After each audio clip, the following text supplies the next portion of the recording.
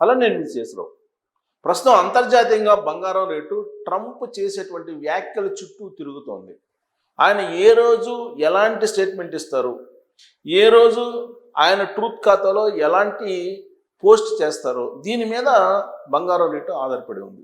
అందుకే చాలామంది నాకు ఫోన్ చేస్తూ ఉంటే, సాధారణంగా డాలర్ బలపడుతుందంటే బంగారం రేటు తగ్గిపోతుంది, లేదు అంతర్జాతీయ మార్కెట్లో ఔన్స్ బంగారం తగ్గడం కానీ పెరగడం కానీ అమెరికా ఫెడ్ మీద ఆధారపడింది. ఇవన్నీ కూడా జనరల్గా చేసేటువంటి విశ్లేషణలు.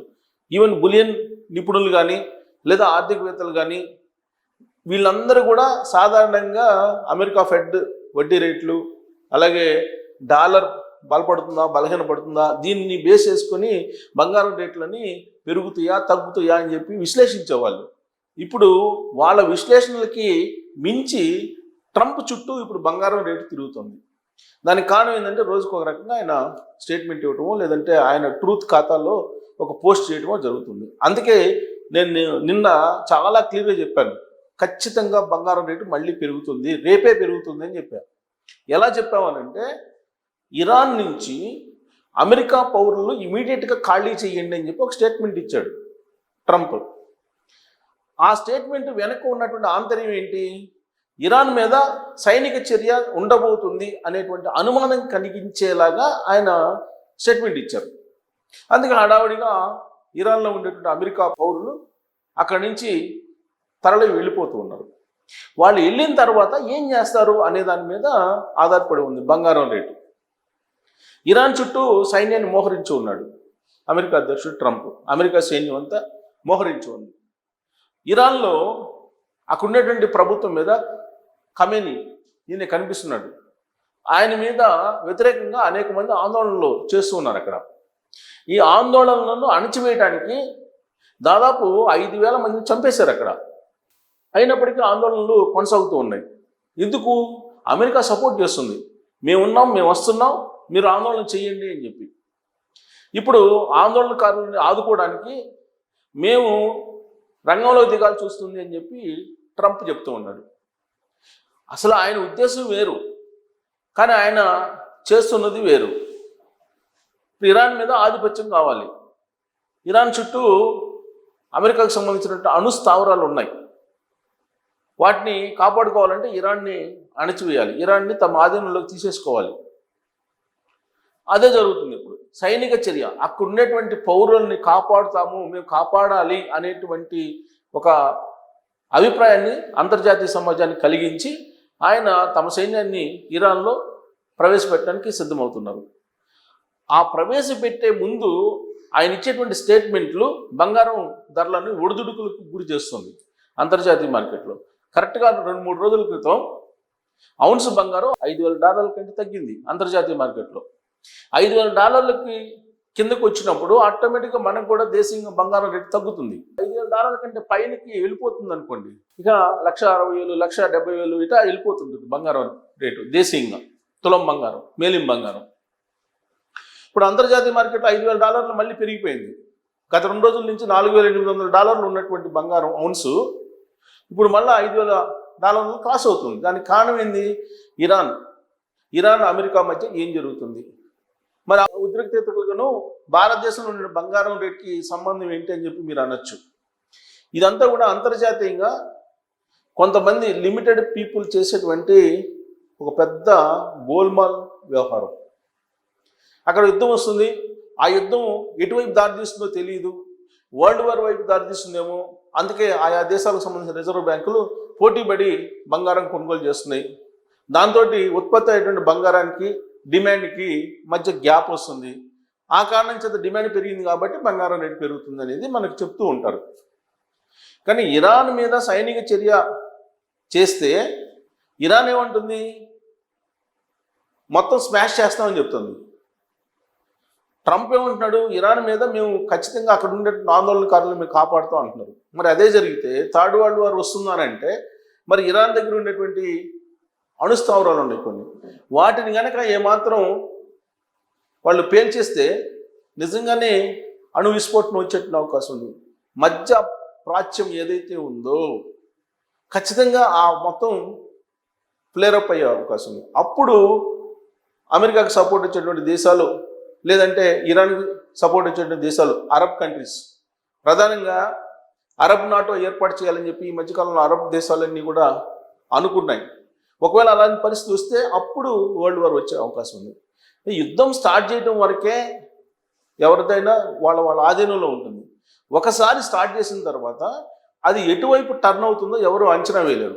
అందుకే అంతర్జాతీయ మార్కెట్లో బంగారం ధర పెరగడానికి ప్రధానమైనటువంటి కారణం. డాలర్ని నమ్మచ్చా అని అంటే భారత్ అమెరికా మధ్య డీల్ కుదిరింది 7వ తారీఖు, ఫిబ్రవరి 7వ తారీఖు నుంచి అమలవుతుంది.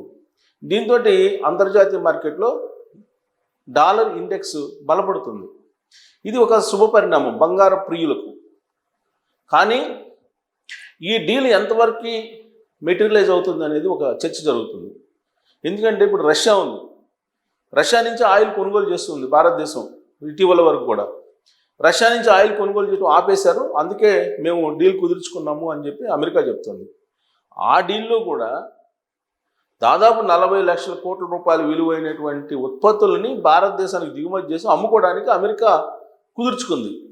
మరి దానికి ప్రతిగా మనమేమి అమెరికా నుంచి మనం సాధించగలుగుతున్నాం అంటే ఆయిల్ రూపంలో దాదాపుగా 27,000 కోట్ల రూపాయలు బెనిఫిట్ వస్తుందని చెప్పి చెబుతున్నారు. ఎందుకు? వెనిజులా నుంచి మనం ఆయిల్ని దిగుమతి చేసుకోవచ్చు, ఫలితంగా మనకి ఈ అమౌంట్ మిగులుతుంది అని చెప్తున్నారు. అయితే వాస్తవంగా జీరో దిగుమతి సుంకం అమెరికాకి. మన దేశానికి అమెరికా దిగుమతి చేసేటువంటి వస్తువుల మీద జీరో, ఎలాంటి ట్యాక్స్ లేదు. కానీ మన ఉత్పత్తులు అమెరికాలో దిగుమతి చేసుకోవాలంటే, అమెరికాకి పంపించాలంటే, అమెరికాలో దిగుమతి చేయాలంటే 18% ట్యాక్స్ వేశారు మనకి. పైగా అమెరికా పాడి ఉత్పత్తులు, వ్యవసాయ ఉత్పత్తులను కూడా మనం డంప్ చేసుకోబోతున్నాం. అంటే వ్యవసాయం రాబోయేటువంటి రోజుల్లో దెబ్బతింటే భారత ఎకానమీ పరిస్థితి ఏంటి అనేది ఒక సందేహం. అయితే సర్వీస్ సెక్టార్ మనకి టోటల్ జీడిపిలో బలంగా ఉంది కాబట్టి ఇది బెనిఫిట్ అవుతుంది. అమెరికా దిగుమతి సుంకాలు 18% తగ్గించినందువల్ల అనేది ఒక అంచనా వేస్తూ ఉన్నారు. కానీ ఇవాళ సాఫ్ట్వేర్ పరిస్థితి ఎలా ఉంది? డోల్డ్రమ్స్లో ఉంది. మరి అది కూడా ఆర్టిఫిషియల్ ఇంటెలిజెన్స్ కారణంగా కుప్పగూలితే అప్పుడు పరిస్థితి మరొక రకంగా ఉండే ఛాన్సెస్ ఉంది. అంటే అమెరికా బెనిఫిట్ పొందుతుంది. సో కాబట్టి ఆ యాంగిల్లో ఆలోచిస్తే అమెరికా డాలర్ బలపడుతుంది. డాలర్ బలపడితే కనుక బంగారం రేటు తగ్గే అవకాశం ఉంది. ఆ ఈక్వేషన్ జనరల్ ఈక్వేషన్ అది. కానీ ప్రపంచంలో నెలకొన్నటువంటి అనిశ్చిత పరిస్థితులు, యుద్ధ వాతావరణం, ఇవన్నీ అంచనాలకు మించి బంగారం రేటు పెరిగేలాగా చేస్తున్నాయి. ఉదాహరణకి ఇప్పుడు రష్యా ఉక్రెయిన్ యుద్ధానికి సంబంధించి మొదటి ఫేజ్ చర్చలు జరిగాయి, శాంతి చర్చలు ఫలించాయి. రెండవ విడత చర్చలు కొనసాగుతూ ఉన్నాయి, అది కూడా సౌదీలో కొనసాగుతున్నాయి. అక్కడ రెండవ విడత చర్చలు కూడా సఫలీకృతం అయ్యే దిశగా ఉన్నాయి అని చెప్పేసి ఉక్రెయిన్ అధ్యక్షుడు జెలెన్స్కీ ఒక లీక్ ఇచ్చాడు. దాంతో నిన్న మొన్న బంగారం రేటు తగ్గింది. అంటే ఒక్కసారి ప్రపంచవ్యాప్తంగా కనుక యుద్ధ వాతావరణం తగ్గిందనుకోండి, ఇమీడియట్గా బంగారం రేటు తగ్గేటువంటి ఛాన్సెస్ ఉన్నాయి. దానికి తోడు అమెరికా డాలర్ కూడా బలపడితే మరింత తగ్గేటువంటి అవకాశాలు లేకపోలేదు బంగారం రేటు. సో ఇప్పుడు ఇరాన్లో ఏం జరుగుతుంది అనే దాని మీద మనం బంగారం పెరుగుతుందా తగ్గుతుందా అనేటువంటి కంక్లూజన్కి రావడానికి అవకాశం ఉంది. సో కాబట్టి ఇరాన్లో యాజ్ ఆఫ్ నౌ పరిస్థితి ఏంటంటే ట్రంప్ సైన్యాన్ని దించడానికే ప్రయత్నం చేస్తున్నాడు. ఒకవైపు ఏమో ఇరాన్ తోటి శాంతి చర్చలు జరుపుతున్నాడు, సామరస్య చర్చలు జరుపుతున్నాడు. మరోవైపు ఏమో సైన్యాన్ని అంతే వేగంగా ముందుకు తీసుకెళ్తున్నాడు. అంటే అర్థం ఏంటి? ఆ శాంతి చర్చలు సామరస్యంగా పరిష్కరించుకునే దిశగా వెళ్తారా, లేదంటే సైనిక చర్య అని అంటే ఇప్పటికిప్పుడు చెప్పలేని పరిస్థితి. ఒకవైపు అది, ఒకవైపు పోరాటం, ఇంకొకవైపు స్నేహం అని చెప్పి అంటున్నాడు. పోరాటమా స్నేహమా ఏది అనేది కంక్లూజన్ రావట్లా. ఖమేనీ మాత్రం చాలా క్లియర్గా ఇరాన్కి సంబంధించినటువంటి అధినేత క్లియర్గా చెప్తున్నాడు, మా జోలికి వస్తే, మా దేశంలో అడుగు పెడితే అమెరికా సైన్యం అమెరికా అణుస్థావరాలను పేల్చేస్తామని చెప్పి చెప్తున్నారు. సో ఇలాంటి పరిస్థితి అక్కడ నెలకొంది. అక్కడ ఏం జరిగినా కానీ బంగారం మీద ఎఫెక్ట్ పడే అవకాశం ఉంది. కాబట్టి యాజ్ ఆఫ్ నౌ ట్రంప్ ఉద్రిక్తతలను క్రియేట్ చేశారు అక్కడ.